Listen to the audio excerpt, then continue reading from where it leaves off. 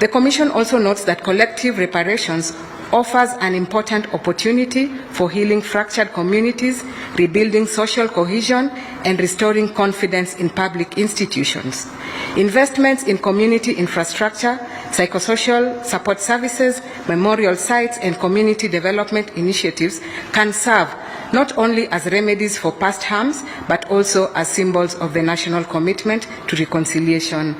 The police officer hurt while keeping the peace, and the family mourning a loved one are not rival camps. They are all Kenyans. They are all part of one national body. When any one of them is wounded, Kenya is wounded.